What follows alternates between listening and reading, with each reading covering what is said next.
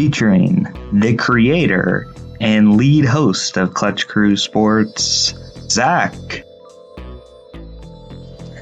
Unfortunately, Eric is an Oklahoma City Thunder fan, and he went through a pretty rough postseason watching my Portland Trailblazers pretty well dismantle his team. So, dang. Okay, I did not realize we were going to go into that.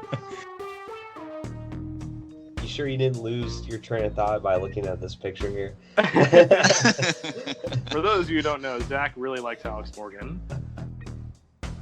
Also featuring Connor, the #1 co-host.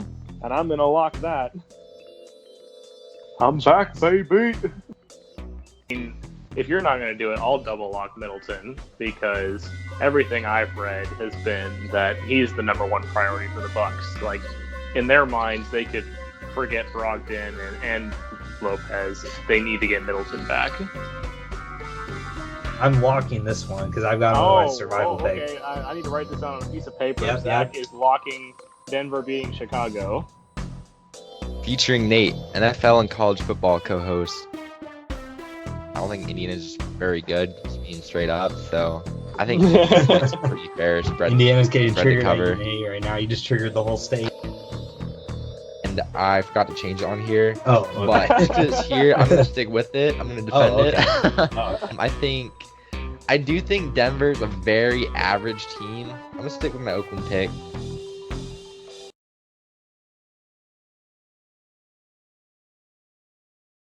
Okay, you can stop the record.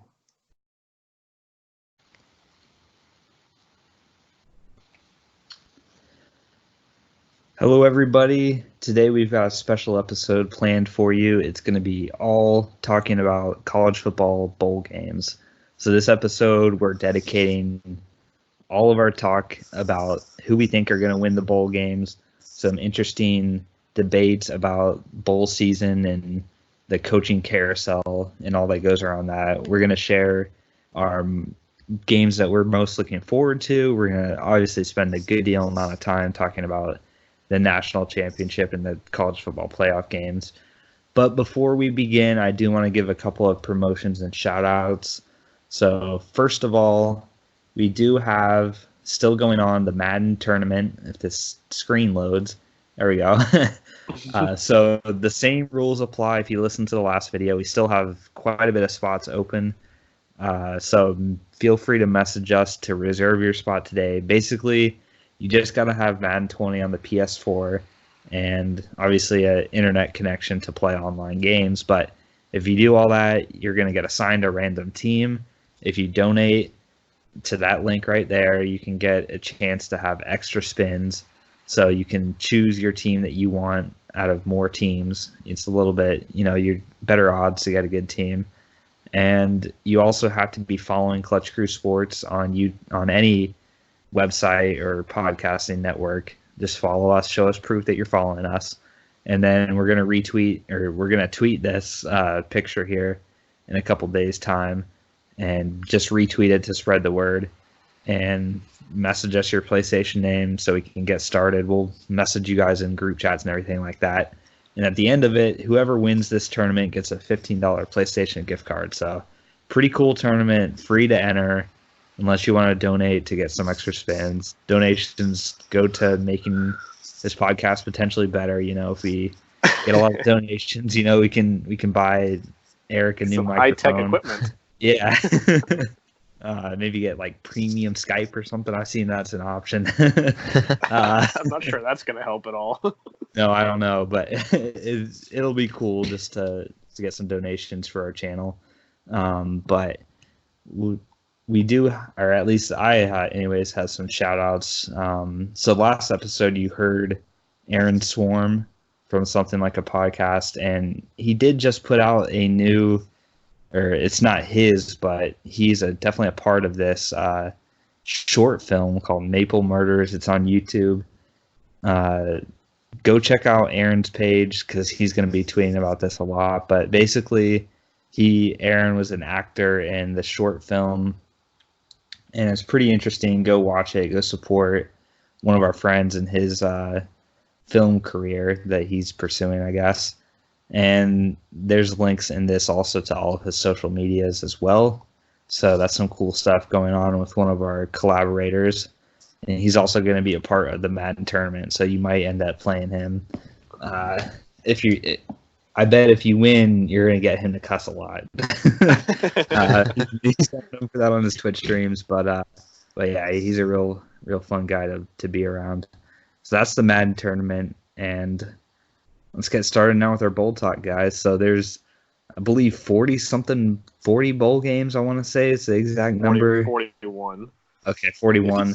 If you count the national title game. Okay. So there's a lot, and I used to say these predictions, and I would go through all these games and the teams that we picked, but it's just too many teams and names to read, so I'm not going to do that. If you're on YouTube, you get the benefit of seeing every single game, but we're mainly just going to be talking about the important games in the national picture. Obviously, if you're a fan of one of these teams, you know, these smaller teams, you might not hear us talk about them too much, but you can see a nice blank column where Eric's pick should be. Oh yeah. So yeah, I messaged Eric that I was going to call him out for this, but as you can see, it's December 16th here. Eric's got just 4 days to make his bowl picks, and there's a lot of these that he's going to have to do in a short amount of time. So Eric, you need to get rolling with that. You were slacking on the NFL picks. You see a couple NAs in the Eric column here. That's not making a pick. So if you don't make a pick, it's assumed to be incorrect. So Eric, you need to get on with these picks, man. You've been slacking on Survivor all season. You've been slacking on these bowl ones here. And now I know you normally don't pick college picks, but you are in this column here. You have got the invitation to ESPN Bowl Mania. So Eric, you're going to be listening to this at a later time. You know, you're already going to know this. By the time he listens to it, the Bulls will have already started. Yeah. Oh, man. Okay. So let's talk about these games now.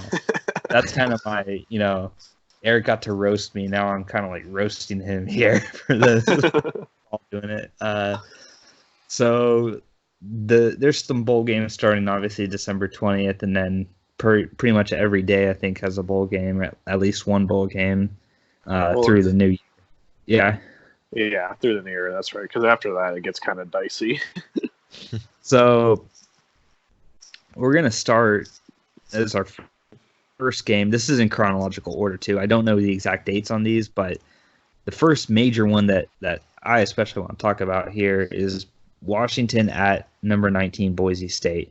And for reference, all of us that have made picks, we don't know what Eric's going to do, but for those of us that have made picks, we all picked Boise State to win this, and they're the heavy favorites in this. But to me, what makes this game going to be interesting is Washington still, I think, has a good team. I mean, it's only a couple years since their playoff appearance. Washington has usually always been in the discussion for winning the Pac-12.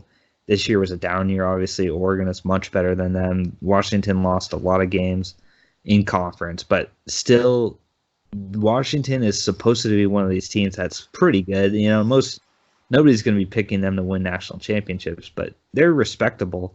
And another twist to this game is that their coach, Chris Peterson, shockingly announced he was stepping down from the program, and he's not that old either, so it raised a couple of eyebrows, maybe something going on with his family. A lot of people were worried about that, or his health. It just seems like he's got other priorities, I guess, is what I heard. I don't think it's a major family decision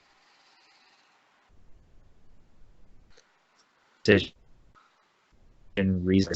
I think he's just ready to move on from coaching is what it seems like to me, which is interesting because he's got such a good reputation for being a good coach, but nonetheless he's going up against his old team that he used to coach, Boise State, for a number of years. So it's I know it's always interesting when you see a coach or a player that plays their former team. So it's going to be interesting. He's going to have some personal agenda here to win this game, but This is also a game. This is also a Las Vegas Bowl game that Boise State is undefeated in. They're 4-0 all time. They're having a really good season. Obviously, they're ranked number 19, so they should be heavy favorites. But what do you guys think of this? Do you think this game is going to be close? Personally, I do think it's going to be close. I have respect for Washington and Chris Peterson. I don't think they're going to want to go out in an embarrassing fashion. Obviously, they're playing a better team right now, but to me, I think this is going to be a close game. I think Washington is going to be inspired with their coach's last game, and they are kind of geographically close to Boise State, so it could be seen as a little bit of a rivalry game. You're not playing a team all the way across the country. Like, the recruits in this region are, this is a game that's also fighting for recruits. Maybe guys in that region of the country that are torn between Washington and Boise State. This has pretty big implications, I think. It's not like a California team versus an SEC team where those recruits don't often mix. But what do you guys think? You think it's going to be close? You think, well, obviously we all picked Boise State, but blowout, close, 2-score? What do you guys think? I mean, I think it's probably going to be a 2-score game for Boise State, because the thing about Washington is that they have some good, losses aren't good, but I guess you could say, if you make them look a little bit better, they have some good losses. Like, their losses to Utah and Oregon were within 5-point losses. So, I mean, if you're losing to, the two top teams in your conference by less than a touchdown, then you're doing something right. But then they also have these bad losses, like they lost to Colorado and they lost to Stanford and they lost to Cal early on in the year at home. So it'll be interesting to see what happens. And I know, because both teams, I think because there's some bowl games that are geographically closer to some teams. So some teams will have like a advantage fan wise. Like obviously the Hawaii BYU game that's in Hawaii, so Hawaii is going to have a big home field advantage. But Washington and Boise State are both really close to Las Vegas, so it should be an even fan base at that game. But I still think Boise State's a much better team than Washington. I don't think Washington just hasn't shown up in the big games this year when they've needed to. And, I mean, as much as they would like to, I think, go out on a good note, I just don't see that happening. Boise State's just been too unstoppable this year, and I think their defense is going to really hold Washington in check. Yeah, I'm pretty much on the same page with this one. I think it's going to be a 2-score win for Boise State. I think Washington's going to definitely show up, and I think they'll play hard the first half, trying to send their coach out right. But I think kind of like what Connor said, they just never really seem to show up in the big games. I don't think it's going to be too different. I think Boise State should show up and take care of them pretty handily. Okay, it's interesting stuff there. So now we'll move on to our next highlighted game. Number 20 ranked Appalachian State against UAB. I'll let Connor take this game. Well, normally Eric is the rant man on this show, but I've got kind of a little mini rant going for this thing. But so I think the thing about Appalachian State is that it's like the committee. I mean, it shows kind of the flaws when it comes to how the bowl tie-ins go. Because like the Sun Belt Conference is tied into the New Orleans Bowl. Like the Sun Belt Conference winner always goes to the New Orleans Bowl now. I guess they kind of established that last year. Yeah. And so I think the big problem here is that why are we getting put against a team, a 9-4 team, who's the runner-up in their conference? Like they didn't even give us the respect of letting us play FAU, who dominated that Conference USA game against UAB. And so... And I know we were talking about this before, like at least for Boise State, even though they also missed out on a major bowl game, at least they're getting to play a Power 5 team. They're getting to play Washington, who's a Pac-12 team, whereas we're playing the Conference USA runner-up. And the other thing that I was looking at with us is that the runner-up in the Sun Belt, Louisiana, who we beat in the conference title game, is getting to play against Miami of Ohio, who is the MAC champion. So why does the runner-up from our conference get to play a conference champion, whereas we're stuck with a conference runner-up? It doesn't make any sense to me. And given the fact that we're the 20th ranked team in the country, I know that 12-1 isn't as impressive as some other 12-1s since we play in the Sun Belt, but I mean, having 2 Power 5 wins on the road, and one of those being against a bowl eligible team in North Carolina, it just shows a huge amount of disrespect for Appalachian State and what the program has worked for and done. So, I mean, I know App State's going into this game as heavy favorites. They're 17-point favorites, but in my mind, I think there's no way that Appalachian State is going to win this game by at least 25 points. That might be more than that, but I don't see any way that UAB is getting within 25 points. So that's my bold prediction this week. But I mean, and I know the other thing that's bad for App State fans, another thing with the conference tie-ins, is that a lot of the App fans wanted us to get a berth in the Belk Bowl, because the Belk Bowl is over in Charlotte, which is, a really easy drive for most App State fans, and it's close by. But since the Sun Belt doesn't have any kind of tie-in to the Belk Bowl, we're having to go to the New Orleans Bowl. It's like, well, that's a lot more difficult to get to and go see, because I probably would have gone and seen it had they been playing in the Belk Bowl. But since they're playing in the New Orleans Bowl, I mean, I don't have the time or money to go down and spend a few days in New Orleans and then go watch a bowl game there. I know, it does sound fun, but it's just not practical. So yeah, no, I agree. Well, and we were also talking about, Zach and I talked about this a little bit, how, how should you say, the ruling, I guess, is that the highest ranked group of 5 team gets a berth in the New Year's Six Bowl. So that's why Memphis is playing in the Cotton Bowl. But I mean, when you've got a team like Virginia, who's playing looking like complete garbage right now, and they got destroyed by Clemson in the ACC title game, why are they getting a berth in the Orange Bowl when a team like Boise State or Appalachian State could actually have that spot and probably deserves it more than they do? Mm-hmm. So, but that's going to be my thing. I'm on Appalachian State, but yeah, 25-point win at least. Yeah, and that's Connor's lock for this episode. It's been a little while since he's given a lock, but he is 2-0 since we've started, writing down these locks and everything. So he's got, he's 100% so far in his locks, and his locks weren't, easy locks. Like, he wasn't just picking App State to win. He's picking them to win by 25 or more. So that's 4 scores right there. I do agree with him, though. I do think that will be the case. But yeah, it's interesting that they get disrespected. To me, they should be playing at least the conference champion from the MAC or Conference USA. And Boise State would be much more interesting too if they were to play Boise State. That would be a really good game. Yeah, I was hoping that I think you actually asked me that. You're like, oh, would they get a chance to play Boise State? And I'm like, I wish, but I highly doubt they're actually going to make that happen. Yeah, that would really be a fun game to watch. Much more fun than it's going to be against UAB. But we'll move on now to the next game highlighted. I'm not sure if it's on the same day or not, but Nate's team is playing in a bowl game as well. So, Nate, I'll let you talk about that bowl game and what you think will happen. Nate? Hello? Uh-oh, we've lost Nate. Oh, man. Terrible timing to lose Nate. But I know.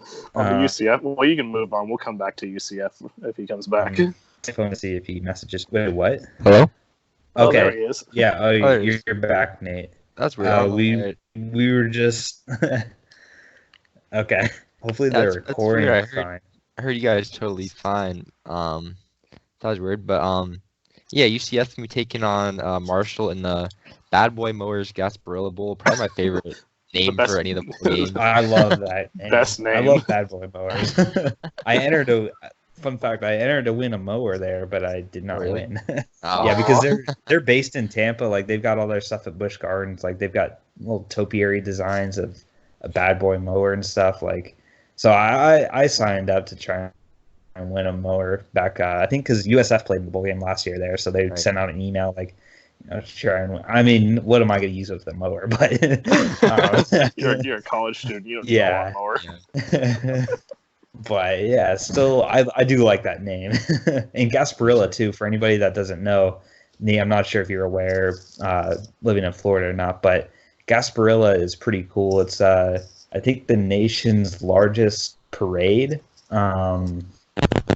Whoa, I got some mic interference there. Can you guys hear me? Yep. Okay. I think it's the nation's largest parade, and it's basically a pirate festival in Tampa. It's really cool. It's a couple days. It happens, I think, in February. It attracts a lot of people. It's a huge party. It's a huge gathering of like the pirate culture of Tampa or whatever. It's really big. So that's where the name Gasparilla comes from. It's the name of the festival, Gasparilla Fest. For anybody that did not know about that, but Bad Boy Motors is just the corporate sponsor. But that's the meaning of Gasparilla in that. That's pretty cool. But yeah, so this I'm excited. I'm actually able to go to this bowl in person, so pretty excited about that. But I think it's a pretty solid matchup for UCF to be able to get, going 9-3 so far this year. Not totally the season. A lot of people expected for them, but I think Marshall's a pretty solid team to get. As a Group of 5 school to get matched up with another pretty good Group of 5 school. I think that's pretty good result for UCF. I think Marshall is definitely going to be pretty competitive, but I think it's a game UCF definitely has the talent to win. I don't think it'll be a blowout for UCF. I think it'll be somewhere in the area of like maybe 10 points to 2 touchdowns, probably be pretty fair as a prediction.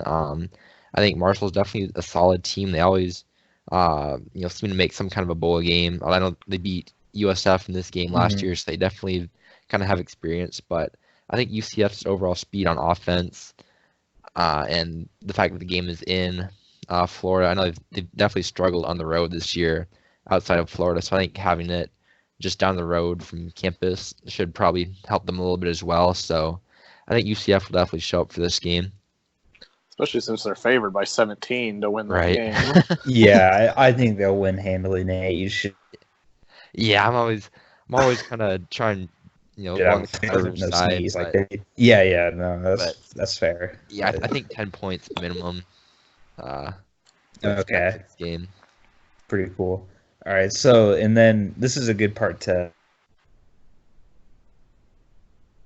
We've talked about App State and the reason I'm bringing this question up because it kind of involves both teams to a degree as far as their head coaching situation goes. So the way it works for most college teams and most head coaches is if you work at one school and then you get hired by another school, before the bowl game, the general rule is that you leave the school that you're at to go do recruiting stuff and get familiarized.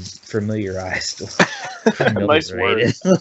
Yeah. Oh man, you can one day we gotta go back and find all these made up words that I've said, but have a blooper reel. Yes. Yeah. With all of our pre-takes and everything. Oh man. Last week was especially. Aaron was a part of it, but it was funny. And so I think that's the right thing to do. I think if you take a job, I think in pretty much every, sort of career, if you leave a company, you leave them. You don't stay around and coach one. No more one last hurrahs or anything like that. If you've left your job to another job, you start at that new job as soon as you can. But your old employer shouldn't benefit from that. If that's just the way I see it. But in the case with this App State's coach, name's not ringing the top of my head. Eli Drinkowitz. Okay, Drinkowitz. Kind of a funny name. But he took the Missouri job recently, and he is not going to be coaching in this bowl game. So on the flip side, the less common occurrence is like Scott Frost at UCF a couple of seasons ago. He accepted the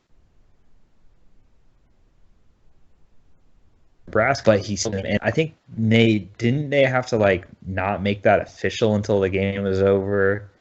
Didn't they have to it was rumored that he was going to Nebraska, but it wasn't like ink to paper, so he could coach that, or was it ink to paper? I don't remember because I know after the American Conference Championship that year, they won the game, and it was announced that he was going to be the next coach at Nebraska. Like he definitely confirmed that he was leaving. I don't know if he technically signed a contract with Nebraska because he did obviously coach for UCF in the Peach Bowl, but I think if I remember correctly, he was definitely like going and doing recruiting stuff still for Nebraska. I know he like flew back and forth a few times. Oh, okay. I don't remember what the exact agreement was, but he definitely was kind of doing work for both teams. He was like bowl prepping and recruiting for Nebraska at the same time.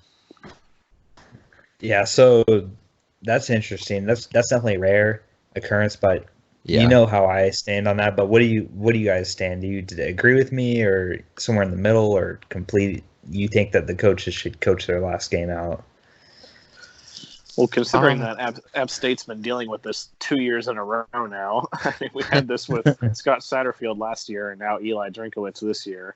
I mean, I feel like it's kind of, in a way, I feel like it's a bit of a screw you to, like, you know, your team if you're just like, oh, okay, I got this better job. Like, you know, even though I've been coaching you all year and we've had this great season, peace out, y'all.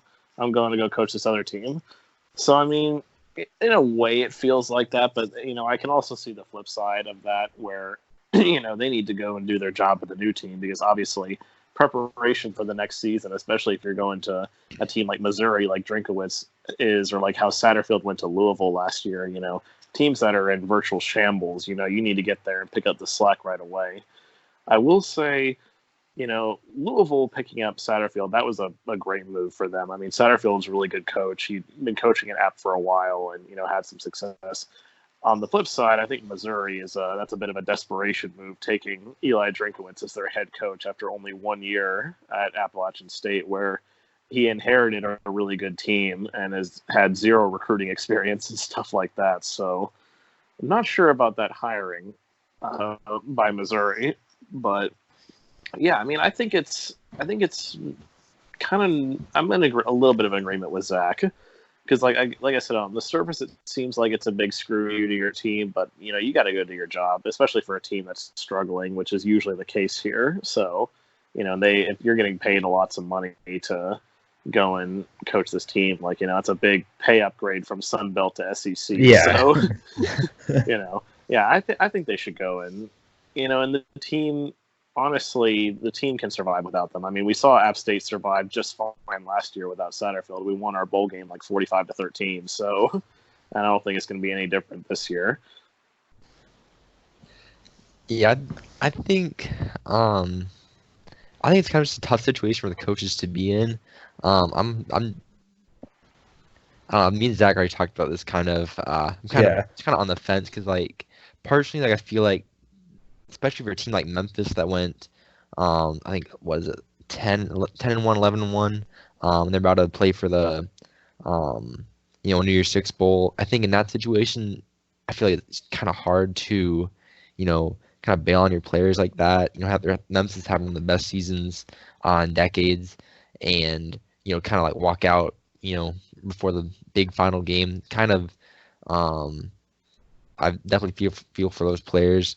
But at the same time, I definitely, you know, agree that you've just been hired by a new program. You're definitely like responsible to kind of make sure you're fulfilling that part of your job as well. I think it's hard because of the college football calendar, the way that National Signing Day falls in, you know, a couple weeks. You know, you've got to go to that new program and really be talking to all your new recruits to make sure that they're, you know, still comfortable with committing to this school.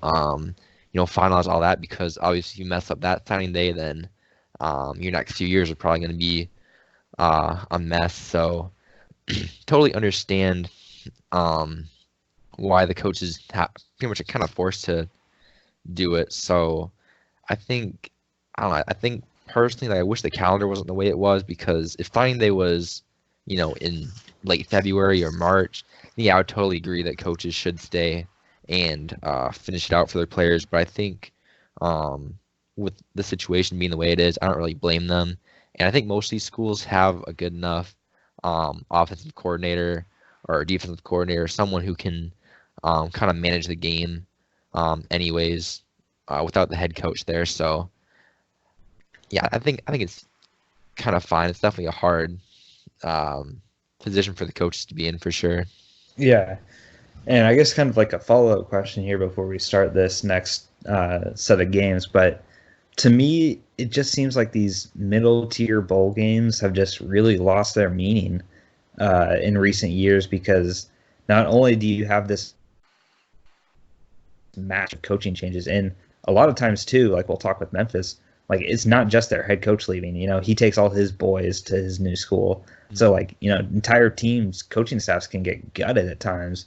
And then also, too, when you have, this isn't that common because it mainly is only with stars, but basically, if you're a star NFL talent, like you see it a lot more, especially at the running back position, where injuries are so common. But you see star players sitting out bowl games and stuff. So to me, it just seems like these bowl games in general, and in combination with the addition of all these bowl games, like there's 41 games now. It just seems like these middle tier bowl games that once had some meaning to them now just don't even mean anything at all. What do you guys think?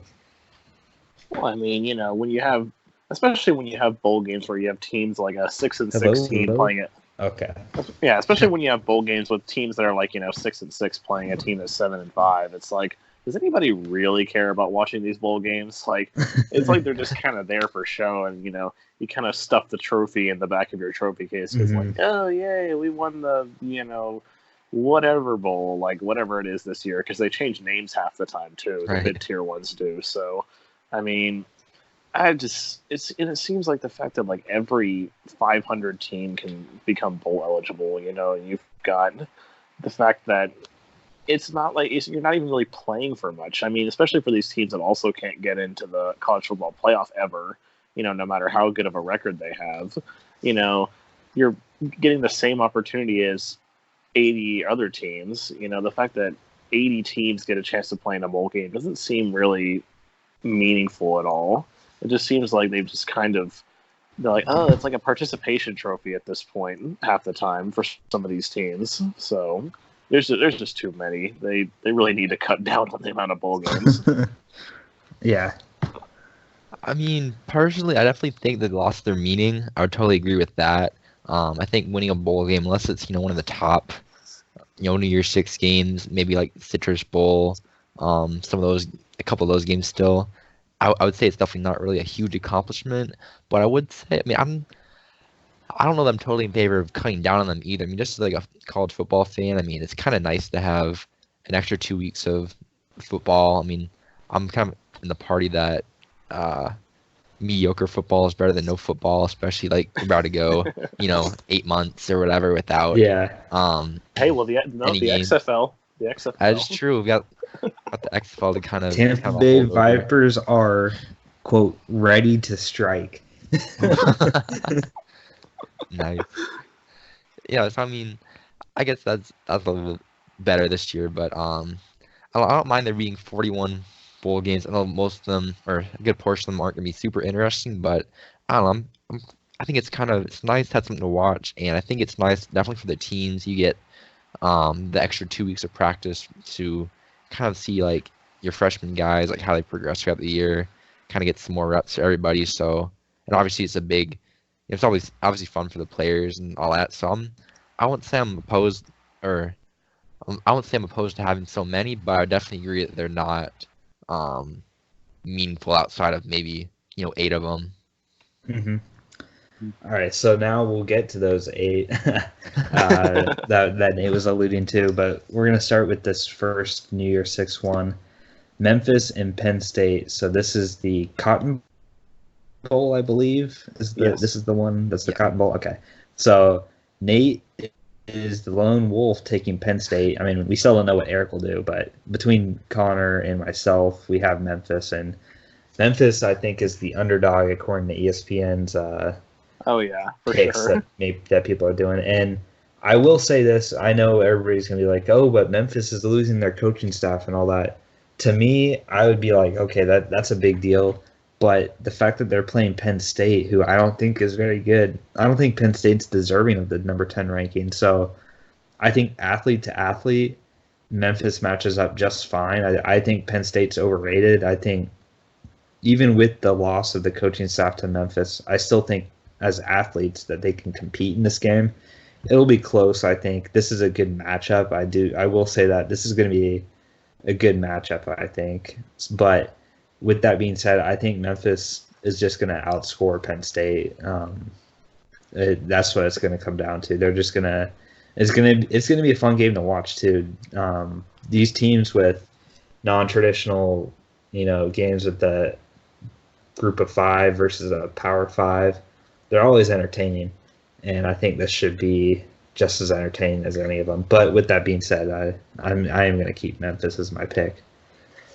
Yeah, I mean, I took Memphis as my pick because I'm with Zach that I think Penn State's quite a bit overrated. I mean, I think that game against Minnesota really exposed them because I was one of the people going into that game where I was still kind of thinking, oh, well, because Zach had mentioned Penn State being overrated, but I was still like, oh, well, I don't think so. They beat Michigan, but then I realized that Michigan was overrated, and then, and then Minnesota, like I said, just came in and exposed Penn State in that game. So, and I mean, Memphis is definitely not a pushover. I mean, they beat Cincinnati twice this year, which, I thought the first time maybe Cincinnati was going to do something against them, but the fact that they won twice, I think, is a really good showing, even though both games were at home. But I think Memphis is more motivated to win this game than Penn State is. It's kind of like, back when UCF played Auburn, I feel like UCF was like way more motivated to win that game than Auburn was because Auburn they'd lost out on the SEC, they lost out on the college football playoff, and it was at that point for them it was just kind of we don't have any more motivation to play. So I think that's going to be the case in this game too. I think Penn State is just going to be Memphis is going to come out a lot more motivated and hungry than Penn State is. So especially since Penn State, they controlled their own destiny. They could have won the Big Ten had they, actually showed up and played against Ohio State and Minnesota. So I've still got Memphis winning this game too. All right, Nate, why do you think Penn State's going to win? Well, for the record, I would like to see Memphis pull out the upset. I think it'd be great for the American Conference and kind of by extension UCF and USF for future years. But I think Penn State's just gonna do it because this is somebody who's, UCF's played Memphis 4 times, and not this year, but 2018 and 2017. And just from watching them, I feel like they're a team that just can't. They never seem to be able to get it done in the big games. Obviously, they beat Cincinnati twice this year, which they were a pretty good American Conference team. But just watching them play UCF, which they were really big games all 4 times. I think Memphis was also ranked. I know UCF was ranked for most of them, but they collapsed in the 2018. Last year's American Conference Championship. They basically fell apart. They gave up a 20-some point lead. They gave a big lead in their bowl game last year, and I don't know. Just to me, they definitely got the talent and the speed, I think, to keep up with Penn State. I think Penn State's going to put up a lot of points, and I think Memphis, has the opportunity to do so as well. But I just think they're not a team that is going to be able to get it done versus a team that is equally talented. Because I think the thing with the AAC is it's a good conference. It's probably the best Group of 5 conference, but I think the top few teams definitely out-athlete every other team in the league. So I think when Memphis meets up with a team that has similar athletes, I know that's what people said about UCF and Auburn, but I think Penn State has a little bit more of a potent offense than Auburn did that year. Just a little bit faster, kind of from the receivers and stuff. So I think I'll secretly be rooting for Memphis, but I don't think they have what it takes to get it done, just as far as kind of from a culture and that type of standpoint. Okay. All right. So we're going to leave these 2 playoff games aside and continue on these New Year's 6 ones. Florida and Virginia. So we've all got Florida here. I assume that's who Eric will be picking as well. But to me, and Connor alluded to this earlier, Virginia is so undeserving of this spot. The fact is, like, the reason it's the Orange Bowl and it's an automatic ACC bid is the only reason they're here, because they are just flat out not deserving, and it's a shame because there's a lot of better teams that should have gotten this spot, and it's a shame too for Florida, because now no matter what, it's going to be, if Florida wins, it's going to be okay. Like, you were just handed a win because you had Virginia, who just lost by 45 points to Clemson. And then if Florida somehow loses, it's going to look terrible for them. So Florida's in a no-win situation in this game. And I know a lot of Florida fans too have said that. Like, Florida wanted to play a better team than Virginia. They wanted a better matchup, but Boise State or App State, one of those two teams. Anybody better than Virginia shouldn't even be ranked. They're only ranked because the committee is gonna. It would look so bad if they were unranked. That's all. Like, it would look terrible if Virginia was unranked and they were in this matchup. But I mean, the only winners are going to be the Virginia Snowbirds that get to come down to Miami and South Beach and party like that. That's the only winners in this game. But Florida, for the record, Virginia is not ranked in the AP poll. And the AP poll is more accurate to me. See how the season has gone. The AP poll has gotten it right to me more than the college football playoff poll has. Yeah. So that just proves it more to me. But yeah, the Snowbirds coming to South Beach to party. That's the only event. That's the only winners in this. Yeah, I mean, I completely agree. This should be a complete walkover for Florida. I mean, when because in our bowl, we do the Capital One Bowl Mania on ESPN, and we're doing the league where you have to rank your picks based on confidence. And this is definitely in my top 5 most confident picking Florida, because, I mean, I watched that. I mean, I even think Virginia Tech, who, Virginia beat the previous week, is probably more deserving of this, because I've seen Virginia Tech go toe-to-toe with some of the best team. Like, they went toe-to-toe with Notre Dame, and, but the fact that Virginia is in this spot is mind-boggling. I mean, even Notre Dame, who's got sort of like a semi-ACC tie-in, could have been in this bowl game instead of Virginia, and that would have been a better matchup for Florida. So, easy Florida walkover win. If Virginia somehow wins, then good on them, but I highly doubt it. Yeah. All right. Yeah, I'm same page here. I wish Florida could have gotten somebody even they could put Memphis with them or Penn State. I don't know how those tie-ins worked, but yeah, they definitely deserve a better team than Virginia, because I don't see that being any kind of competition at all. It's gonna be like 30+ point win for Florida. Yeah, and honestly, I'm probably not going to watch that either. So, all right, so we'll move down now to I think this next one is going to be the best out of these non-playoff games. Oregon and Wisconsin in the Rose Bowl. This is going to be fascinating to me because these are two really good teams. I mean, obviously ranked 6 and 8.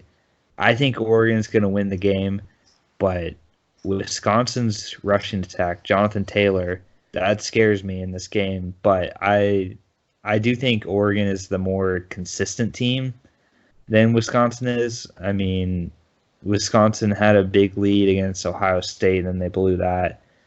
So they're capable. Wisconsin's certainly capable of winning this game. It's, to me, though, this is the highlight game to watch.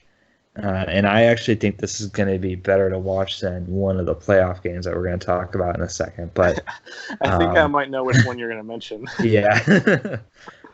So this is gonna be good to watch. I think this could be a classic Rose Bowl. It's the Rose Bowl is one of those bowls that does not lose its like we were talking about the mid bowls that do. But I don't watch either of these two teams a whole lot, but from what I've seen and from what I know about these teams, it's going to be a good game, but I do think Oregon will win. Well, it's the one thing I've always liked about the Rose Bowl, too, is that out of, if you take the Rose Bowl, Sugar Bowl, Cotton Bowl, Orange Bowl, or, whichever 4 are in rotation, this is the only bowl game where the auto bids are for two, the Pac-12 champion and the Big Ten champion, or the next runner-up. Whereas like all the other ones, the Sugar Bowl, it's like the SEC champion or runner-up. The Orange Bowl is the ACC champion or runner-up. And then the Fiesta Bowl or Cotton Bowl is like the Big 12 champion or runner-up. But this is the only one that takes both of the big teams. And I mean, it looks like the Sugar Bowl actually did that this year too. But usually the Rose Bowl is the only one that's done that. But I think Oregon's going to win this game based on the fact that they just have a much better quarterback than Wisconsin does. I mean, Justin Herbert is NFL ready. He's going to be, he was probably, if Oregon hadn't lost that game to Arizona State, I think Justin Herbert would have really been in that conversation with Joe Burrow, for the Heisman Trophy. So I think that's going to, if they can at least semi-contain Jonathan Taylor, then I don't think Wisconsin is going to be able to build up enough offense to keep up with Oregon's offense in this game.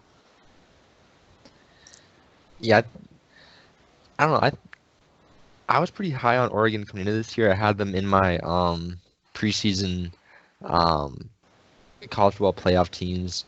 So I definitely think they're talented, and Wisconsin obviously has had some kind of like stumbles this year, losing to Illinois, which they definitely shouldn't have done, and the loss last week to Ohio State.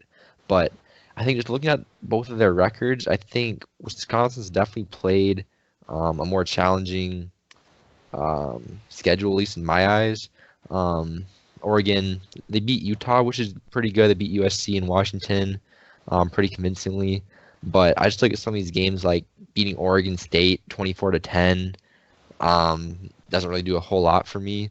I think Wisconsin, even though they lost to Ohio State, that's obviously a playoff team, and they've, I think, had to go through like kind of a tougher road almost. And I think their defense, I think, will show up versus Oregon. Kind of, we saw what Auburn's defense did to Oregon week 1, kind of held them in check for most of that game, or at least most of the second half of that game. I think Jonathan Taylor is going to be a huge thing, because if he can get going and kind of, if Wisconsin can kind of like pound the ball on Oregon, I think that'll be huge, because their defense can kind of get a few stops first. Justin Herbert, and kind of get things going. So I think Wisconsin, basically, like for me, it's mainly just if Jonathan Taylor can get going. See if he can get going, I think it's definitely an easy win. Maybe not easy, but easy win. Wow. Yeah, that was a bit too far. I think it's definitely a win for Wisconsin if Taylor can get going. Obviously, if they hold, basically, I think for me, if Oregon holds Jonathan Taylor under 150 yards, they can win. But if not, I think Wisconsin wins. That's kind of it for me, I guess. All right, that's interesting. All right, so our next game here is our final one that we'll talk about before the playoff games. This is another interesting one, too. Number 5 ranked Georgia against number 7 ranked Baylor. And I believe this is the Sugar Bowl? Yes, Sugar Bowl. Mm-hmm. Okay, yeah. And so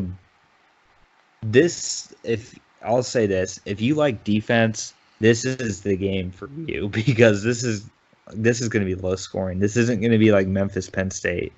This is going to be two physical, mean defenses going at each other. I mean, the amount of draft picks that are probably going to be on these two defenses is going to be incredible. It's going to be a smash mouth old school game, and Georgia, it's going to be interesting to see because I know a bunch of people got hurt in that LSU SEC Conference Championship game that they played.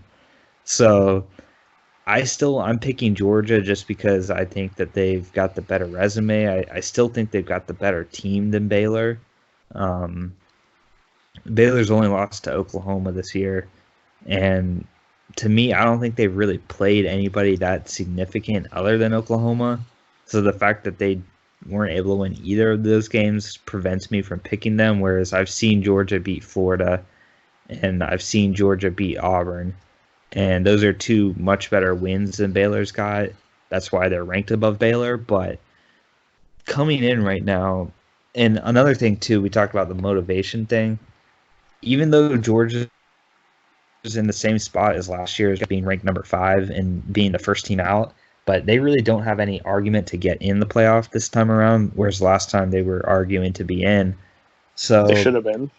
Yeah, they should have been. So, but this time they don't have that going on, and I don't think they want to lose another New Year's Six game in a row. Obviously, they got upset by Texas last year. All of us thought Georgia was going to win that, but Texas ended up winning. So the fact that they're playing another team from the state of Texas, I don't think they're going to want to lose back-to-back games. I think they've got too much pride to do that. So I do think Georgia's the better team here. I think coaching-wise, this is a draw because both coaches are great, but I do think this probably. Mm-hmm. Well, I mean, my thing for Baylor in this game is that I think, at least when it comes to Georgia, I think Georgia's offense isn't going to be able to put up, you said it's going to be a defensive game, which I agree is going to be a defensive game, but I think Baylor's offense is going to be the one that's going to break through first, and I think that's what's going to happen because Jake Fromm has just been so uninspiring this year. I mean, whenever Georgia has needed him to put a drive together or put something, big up on the board, he's just not delivered at all. So, and I think Baylor is going to be motivated by the fact that they lost those 2 games to Oklahoma, which they should have won the first one. They completely blew the first one.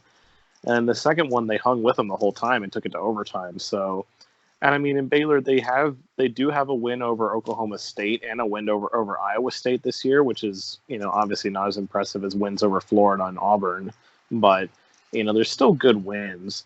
And I think Baylor is going to be, again, I think they're going to be a little bit more motivated than Georgia is coming out. Like, they don't want to lose. They want to show they can beat a really good team after losing to Oklahoma both times. And, they controlled their own destiny going into the playoffs, after Georgia got completely blown out by LSU. It was like, okay, if we win this Big 12 title game, then we're in the playoff. And they just didn't do it. So, I think they're going to want to win this game more than Georgia is. And again, it's going to be a defensive slugfest, but I think Baylor's got a slightly better offense, at least in the big games. Yeah, I agree. For me, I think Georgia's a better overall team, but it's just, I just get hung up on Jake Fromm. I just haven't seen him really do it, really come through like in a big game when he's needed. Like obviously beating Florida, and some good teams like that, but I haven't seen him do anything like really like an elite quarterback. Like, I haven't seen him take over a game versus a good team, even like against a mediocre team. Really, I haven't seen him put up like a huge game, which I think Baylor definitely has an offense of their own that if they can put up some points on Georgia, I don't have a whole lot of confidence that Jake Fromm's going to come on the other end and keep Georgia in the game. Especially if Baylor's able to kind of contain Georgia's rushing attack. I don't know that Jake Fromm's got what it takes to kind of keep Georgia in it. So that's the main reason I'm going with Baylor. I think they're both going to be motivated. Like they both came fairly close to the playoff. They kind of had their own destiny in their hands at the end there. So I think they'll both be equally motivated. I think it just comes down to can Jake Fromm get it done, and I don't have a whole lot of confidence in that happening.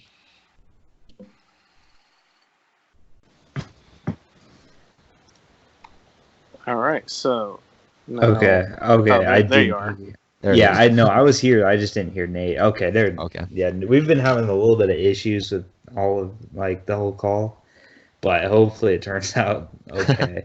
We don't have too much longer to talk about, but we do want to talk about the most important part of all this, which is the national championship and then the playoff games.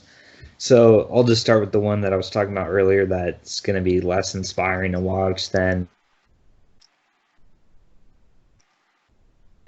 those games that we just talked about, and that's going to be Oklahoma and LSU.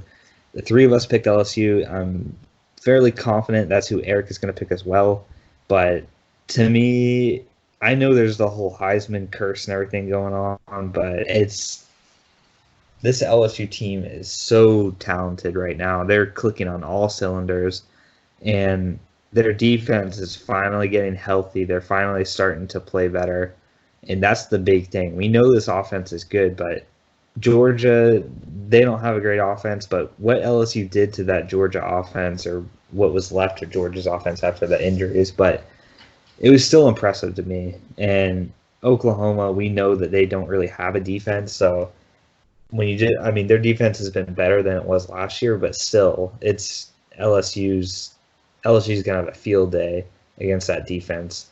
And as far as Oklahoma's offense goes against LSU's defense, the thing with Jalen Hurts, he's a really good quarterback, but he turns the ball over, and I expect that to happen. I expect LSU to win the turnover margin. That's one thing Joe Burrow does a very good job of, is he doesn't turn the ball over, whereas Jalen Hurts has been almost like a turnover machine in recent weeks. So this one's not going to be close. Obviously, I'll be watching this because it's, a huge game, but to me, LSU is going to steamroll this one. They do have a little bit of an advantage with it being in Atlanta, so they've got a little bit of a geographical edge, but I don't think this is going to be close, guys. I think this is the one year where it's like this fourth team in this discussion is really not even going to be close, I think. Obviously they have a chance to shock us, but I think the whole world is predicting LSU to win this. Well, and I think the Big 12 streak of never winning a college football playoff game is going to continue. I mean, they're the only Power 5 conference that hasn't won a college football playoff game, so LSU should steamroll them. If they can even somewhat keep Jalen Hurts in check, that offense is just going to score all over. After scoring 37 points against Georgia, who arguably had the best defense in the country, going up against Oklahoma's defense, which isn't anywhere close to that. LSU, like I said, if they can just keep Jalen Hurts, semi in check, it's going to be an easy win. Yeah, I think looking at Oklahoma's defense, I think LSU is going to go down the field and score on that defense pretty much at will. And I think Jalen Hurts is great, but I don't think LSU's defense, I think they're too fast and athletic to kind of let him get going. So I think he'll probably put up a fight, but I think it's going to be easy LSU win. Okay. So now we'll talk about the much more exciting and entertaining game that's going to happen, which is going to be Clemson and Ohio State. And I will start this by saying I never really got a chance to talk about this right when it came out, but there would have been riots from myself if LSU had not been ranked number one, because they were so clear, they were so much more deserving. I know Joey Galloway on that college football playoff set was like, there's going to be no walking off the stage after this one when they came out as 1 and 2, but like, to me, if I was working that and Ohio State had been one, I'd have walked off. Like, I think Kirk Herbstreit walked off a couple of years ago when they did some ranking that he didn't agree with. But to me, this would have been my walk-off moment if that had happened. So, Kirk Herbstreit's a big Ohio State homer. Yeah, anyway. I think it was that year when Ohio State didn't get in, but Alabama did. Yeah, I think that's what it was. But so Ohio State, they got the 2 spot because that's what they got. I mean, LSU had a much better resume than Ohio State did, and the eye test too, LSU I think is better. But anyways, I know Mark would disagree. I was trying to get Mark on the show, but he says he's not really the talking type, so I don't think we'll see Mark anytime soon. He's an Ohio State fan, but we've all got Clemson here. It's gonna be interesting to see what Eric goes with, but this is a split game in my mind because I think Ohio State's more talented, but Clemson has got the experience. I think they've got better coaching. I think in this situation, I think they got the better quarterback. Even though Fields was a Heisman candidate and had much better season than Trevor Lawrence did, Trevor Lawrence still has never lost a game in his college career. I do think there's something to say for that, and this Clemson team is just used to this playoff environment. They're just like Alabama, where they are used to being in the playoff every single year. So I do think they're going to win. I don't buy too much into this, but the last time these teams met, it was in the same stadium even. Clemson steamrolled Ohio State. I don't think that's going to be the case this time. I think this Ohio State team is much better. But to me, I'm more trusting in Clemson than Ohio State. Ohio State is certainly capable of winning this, but I just trust Trevor Lawrence more than I trust Justin Fields in this. Well, the thing you have to remember, too, about Clemson is the fact that Clemson is on, at the start of the year, we were all talking about, when they had that 1-point win over UNC. Like, oh, this Clemson team isn't for real. They're going to get into the playoffs just because the ACC is horrible. They're going to go undefeated in a horrible conference. But Clemson has been playing on fire the last 4 or 5 weeks. I mean, I don't think they kind of heard all that chatter that they were sucking. And then they came out, they beating NC State 55-10 isn't that impressive. But then they beat Wake Forest 52-3, who was ranked for a while. They went down into Williams-Brice Stadium in South Carolina, beat them 38-3, beat Virginia 62-17 in the ACC championship game. So Clemson is just on a tear right now. And I think Wisconsin really kind of exposed some of the weaknesses that Ohio State had last week when they played them in the Big Ten title game. And other than that game against UNC, Clemson hasn't had any scares. Like, all their games have been very comfortable wins. So, yeah, I mean, and some of them were against, like I said, against Virginia was a good team. Wake Forest was a semi-decent team. So, and we'll just see how it goes. But I think Clemson is going to, and like Zach said, they're used to this stage. Trevor Lawrence has been here before. Dabo Swinney's been here many times before. And so it's going to be, Clemson is it's going to be a very close game. I think it's going to come down to just a field goal. Honestly, it's going to be one of those kind of games, but I think Clemson should win this game very, very close. All right, I think I'll go as close as a field goal. I think it might be like, maybe a touchdown or 10 points the most, but I do think it'll be a close game. I agree. I think what it's going to come down to is the experience for Clemson. Obviously Justin Fields is great, but this is kind of the first time he's really been on the big stage here. Obviously, I mean, the Ohio State-Michigan game was a pretty big deal, but they won that pretty handily. I think this is the first time he's really been on like a huge stage like this, and I think what's going to come down to is him making 1 or 2 freshman mistakes, like throwing a pick or a turnover or something like that I really don't think Trevor Lawrence is going to end up making. So I think that experience is going to help them kind of score. These are both super talented teams on both sides of the ball, so it'll definitely be a great game. I'm excited for it, but I think I'm just going to give Clemson the slight edge here. All right, so we've all got the same national championship game predicted to be Clemson and LSU. No, alternate realities when we talk about this next one. But so between those two teams, we all have LSU, and I do think it's going to be a close game. It's going to be a really good national championship to watch, but until Joe Burrow has a bad game, I feel like it can't pick against LSU just because of how dominant he's been this season. And LSU is still the complete team. I do think their offense is going to be able to still score points on this Clemson defense. I mean, they scored a lot of points against Georgia, and then they kind of backed off in the fourth quarter. I don't think they went on the missed field goal, and there was a drop in the end zone that some receiver had. So they really could have beaten Georgia by even more. And Georgia had only been allowing like 10 points per game or something like that. So LSU can do a number against a really good defense like Clemson. And it just seems like this is LSU's season, man. It's just been LSU. They've won every game that they've had pretty easily lately. The Texas game is a little bit close, but to me, this is LSU season. It's kind of rare that we see a back-to-back national champion in college football. I don't know when the last time that happened, but and that would be the case with Clemson if they were to do this. But it's going to be a close game. It's going to be fun. But if I had to put money on this, I would put money on LSU. But what do you guys think here? Yeah, I mean, every time LSU has had a challenge put in front of them this year, they've, passed it with flying colors. I mean, they had the early season game against Texas that they won, pretty convincingly. Texas had a little bit of a comeback there, but, it got shut down. And then they had the game against Auburn that they went and won pretty convincingly. Obviously, the big game against Alabama that they went into Tuscaloosa and beat Alabama in that game.